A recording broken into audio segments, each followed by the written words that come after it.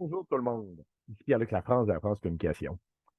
Est-ce que vous avez essayé Threads, le nouveau média social, bon, qui est plus si nouveau, que maintenant au-dessus d'un mois, lancé par la gang de Meta, donc la gang derrière Facebook.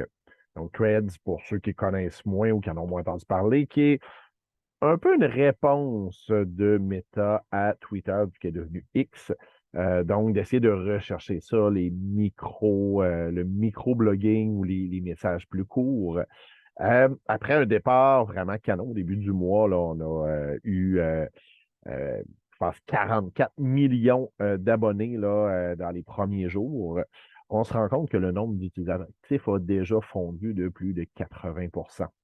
Est-ce que c'est inquiétant? Pas nécessairement, mais en même temps, ceux qui pensaient là, que ce nouveau média social-là allait tout révolutionner ou allait prendre une place immense, on n'en est pas là, d'autant plus que dans la communauté européenne, il y a quand même certaines limites. Même pour les utilisateurs, il y a un gros irritant, dans le sens que ça prend un compte Instagram, les deux sont liés ensemble, et on ne peut pas fermer son compte Threads sans fermer son compte Instagram, ce qui peut vraiment être un problème, et ce qui bloque plusieurs personnes d'aller là.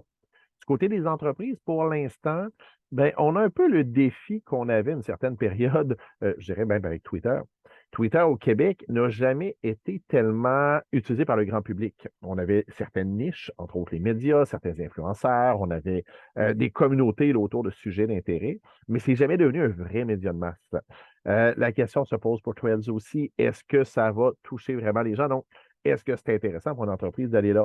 C'est sûr que d'un autre côté, on peut toujours se dire, ben, c'est le temps de se positionner alors que la communauté se forme. On peut être des précurseurs de ce côté-là, mais il faut avoir conscience que ben, ça peut être une balloune gonflée à l'hélium. Je ne sais pas si vous vous souvenez de l'aventure Google+.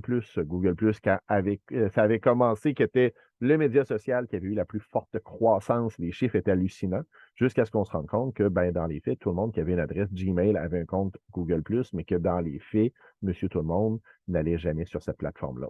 Donc, il y a toujours une question, pas de risque, mais une question de chance, de hasard quand on vient pour se positionner comme entreprise là, sur un média comme ça.